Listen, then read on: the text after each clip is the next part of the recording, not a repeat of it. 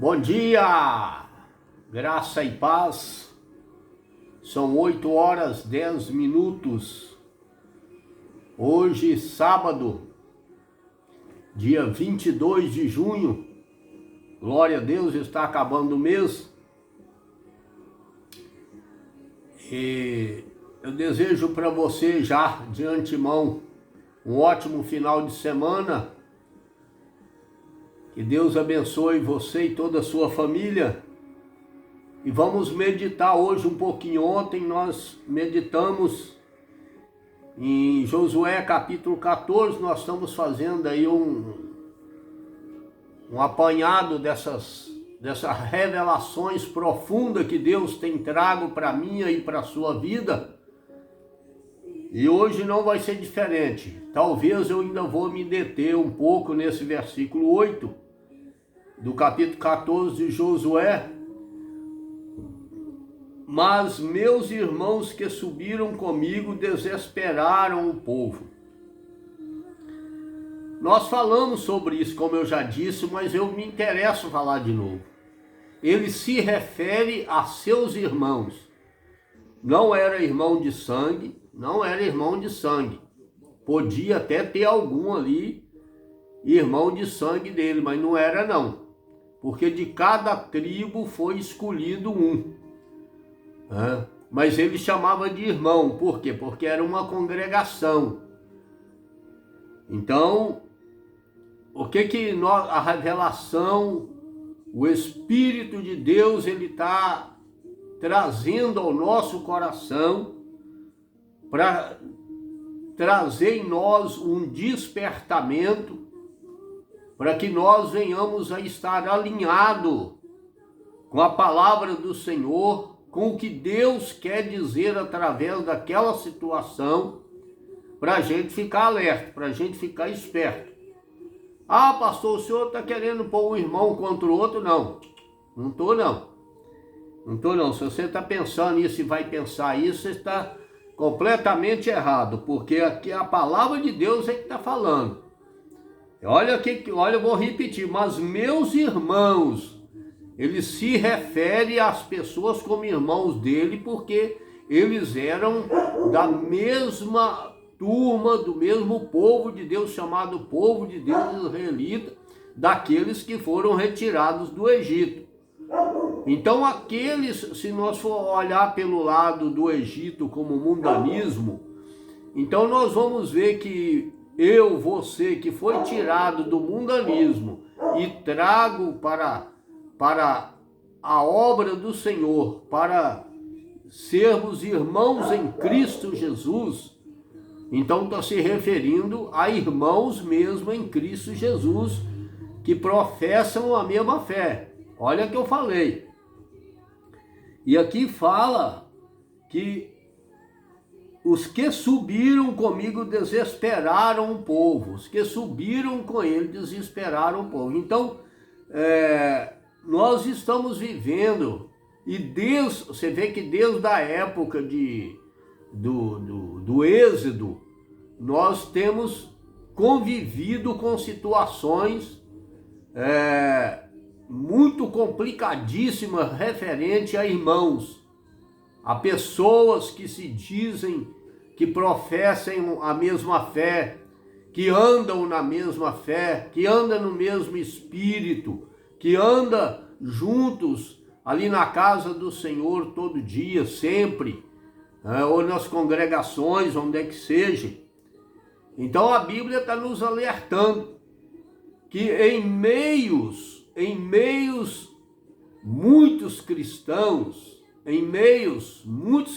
de pessoas que você convive com eles, nem todos têm o mesmo ânimo e o mesmo espírito que você talvez tem.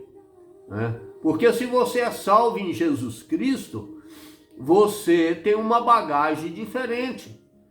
Você acredita na sua fé em Jesus Cristo. Eu falei sobre isso em Hebreus capítulo 11.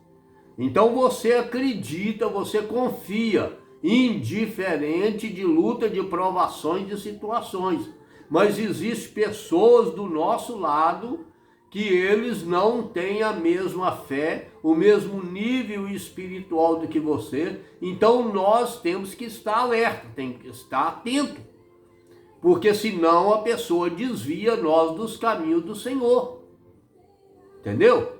Olha para você ver, eu vou contar um exemplo aqui que eu já contei meu testemunho, mas é coisa rápida, só para ter um exemplo. Quando eu era adolescente, fase de adolescente, né, nós frequentávamos a igreja presbiteriana lá em Governador Valadares, nós frequentava a escola bíblica dominical, a gente frequentava culto, era rapazinho, mas frequentava. E ali tinha um rapaz que hoje é falecido, que frequentava junto também. A avó dele, inclusive, morava nos fundos da igreja, numa casa da igreja, era zeladora da igreja. E eles vivia dentro da igreja ali nos cultos, de quarta, sexta, domingo, nas festividades, a gente era presente.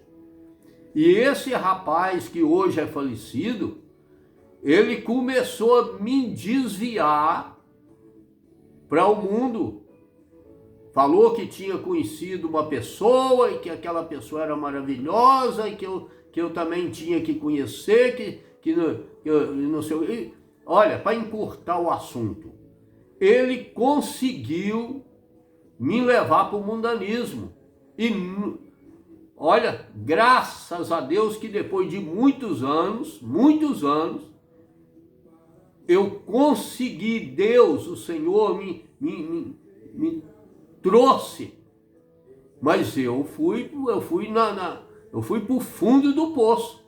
Eu fui no fundo do poço e fui tirado da igreja por pessoas que se diziam ali evangélicos e viviam dentro da igreja. Então não estou aqui pondo medo em ninguém. Você tem que ter discernimento, os frutos do Espírito, discernimento, para entender a pessoa que está do teu lado, que pode te tirar daquele foco, daquela fé verdadeira em Jesus Cristo. Que eu, como já disse, nem todas as promessas acontecem da noite para o dia. Abraão demorou muito tempo, Sara demorou muito tempo para ter Isaac, né? E muitos outros que eu não vou falar aí, né? Bíblico, que demoraram anos, que demoraram situações. Houve processos, existem processos de modo de Deus trabalhar com a tua vida e com a minha vida. A promessa dele, ela só cai por terra se você mesmo desviar dos propósitos dele. Mas se você não desviar dos propósitos dele, mesmo caindo e levantando, mesmo na sua fraqueza, você continuar buscando ao Senhor e não dando ouvidos a conversinhas paralelas, você vai longe, você vai ser alcançado por aquela promessa que Deus fez para você. Entendeu, meu irmão? Então é fácil, é por isso que eu falei que esse versículo 8 ele é muito profundo.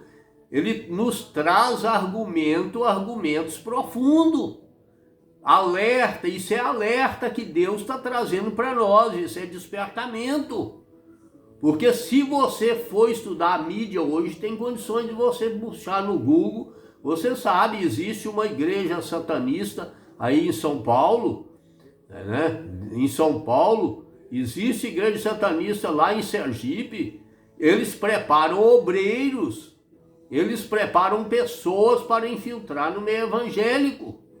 Hoje tem pastores que se dizem pastores, que a mente dele é cativa a Satanás, ele faz o que o diabo diz, porém falando em nome de Deus.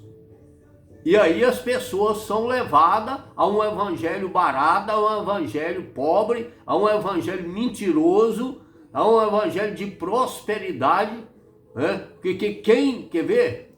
Olha para você ver, outro dia eu vi um vídeo, parece que no TikTok, eu praticamente não vejo isso, mas me mostraram lá um videozinho e o cara estava falando, e é verdade.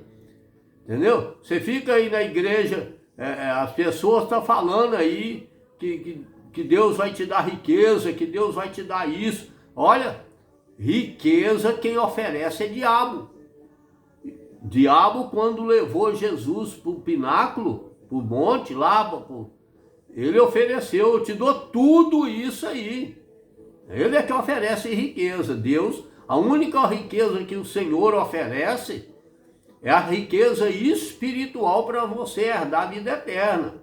Não quer dizer que ele não te dá direito de você conseguir alguma coisa, não. Ele dá o direito. Isso depende de você trabalhar, ser bom administrador. Ele não impede, mas que ele te dá, ele não te dá, não. Ele te deu inteligência e sabedoria. Você é que vai cativar isso. Agora o diabo oferece. Ele oferece em troca da sua alma. Ele oferece para dar as coisas. Então por que Deus está chamando a nossa atenção para ficar atento, alerta, nos despertar em tudo aquilo que nós estamos convivendo nos dias de hoje, nos meios atuais? Porque qual a mudança do tempo do passado para hoje? É a mente que mudou? Não, mente não mudou. Tem gente falando aí que as mentes do passado eram uma coisa e de hoje não, nada disso não. A mente continua a mesma mente. Agora, se você empresta ela para o diabo, aí ele muda muitas coisas na tua mente. Mas a mente é a mesma. Você vê que quantos 1000 anos antes de Cristo, Caleb está falando isso aqui a respeito dos irmãos levaram o povo a pecar, levaram o povo, uma boa parte do povo, ou a maioria do povo, levaram eles a pecar por incredulidade, né? Por não acreditar em Jesus Cristo e ficar com medo de gigante, de luta e de dificuldade. Então é isso que o Senhor está despertando. Porque a entrada no céu, querido, a vida eterna, ela é tomada por força, o reino de Deus. Então você tem você tem que se policiar a cada dia, ter discernimento. Dentro da onde você congrega, onde você está, você tem que ficar atento. Não estou falando aqui para você abandonar seus irmãos. Não. Tem muita gente que está com o espírito da verdade dentro das congregações. Agora, se você desconfia daquele que está querendo te levar para um caminho diferente, abater a sua fé, então você tem que agir diferente com ele, com ela. Você tem que pregar a verdade, você tem que ensinar a verdade. Ou então, apóstolo Paulo mandou sair fora dessas pessoas. Porque pessoas que não querem verdadeiramente o evangelho, que não querem verdadeiramente seguir a Cristo, que não querem verdadeiramente um céu de glória, então eles são ali crente de fachada, o chamado crente de fachada. Entendeu? Então é isso que a palavra de Deus está, né, falando. Tanto que Caleb fala aqui, ó. Porém, eu perseverei em seguir o Senhor, meu Deus. Porque a decisão é particular, meu amigo, minha amiga. A decisão é particular, a decisão é sua, a salvação é individual. Você segue a mente de outro se você quiser. Se você quiser seguir os conselhos do outro, por mal, você que sabe. Agora, se você decidir, Caleb, ele não deixou afetar a mente dele. Então, eu, porém, perseverei em servir o meu Deus. Então, você tem uma escolha. Ou você persevera em seguir a Deus, e seguir a Deus tem normas e regras. Aqui, ó, a Bíblia é clara nisso. Deus é santo, santo, santo. Por que santo 3 vezes? É porque ele exige santidade total, né? O livro de Jó fala que Jó era íntegro, reto. Então são características que nós, servos de Deus e filhos de Deus, temos que ter. Essas características, entendeu? E perseverar em servir ao Senhor nosso Deus. Não é qualquer Deus, não. É Deus com letra maiúscula. Não é esses deusezinhos que eles estão oferecendo aí, entendeu? Então você tem que ter discernimento. Então eu vou ficar com essa palavra aqui, né, para nós encerrar, porque nós estamos com 14 minutos, mas eu vou partir para o versículo 9. Então Moisés naquele dia jurou dizendo: certamente a terra em que pusesse o pé será tua. Moisés tinha feito uma promessa para Caleb, que aonde ele colocasse as plantas dos pés dele, a terra seria dele. E Moisés estava ali representando Deus na terra. Então ele foi feita uma promessa. Então nós trazemos para o lado espiritual que Deus faz uma promessa para aquele que persevera em seguir a ele, de te dar por herança aquilo que você colocar os pés e determinar. Porque, quer ver, vou dar um exemplo aqui. Por exemplo, você mora no estado de São Paulo e você quer mudar para algum lugar. Você é servo de Deus, você ora, você perseverou e persevera em buscar o Senhor. Então vamos supor que você quer ir lá para o Ceará. O Ceará. Você ora a Deus, pede a Deus, você não conhece talvez nenhum daquele lugar, mas você chega lá. Quando você pôr o pé naquela terra, que você desceu ou do ônibus, ou do avião, ou do carro que você tiver, você vai determinar na sua vida. Já foi determinado por Deus, que aonde você colocar a planta do nosso pé, você será abençoado e você tomará aquilo ali por herança. Então aquela terra que você pisar, pela fé que você tem no Senhor e Salvador Jesus Cristo, o Senhor vai te abençoar naquela terra. Vai ter luta? Claro que vai ter luta. Nós não vivemos sem luta e dificuldade nessa terra, não. Agora o Senhor é contigo. Porque se você determinou, você posicionou em servir a Ele, então você vai chegar naquela terra lá, pode ter gigante, pode ter criminoso, pode ter assassino, pode ter estrupador, pode ter o que for no lugar que você escolher.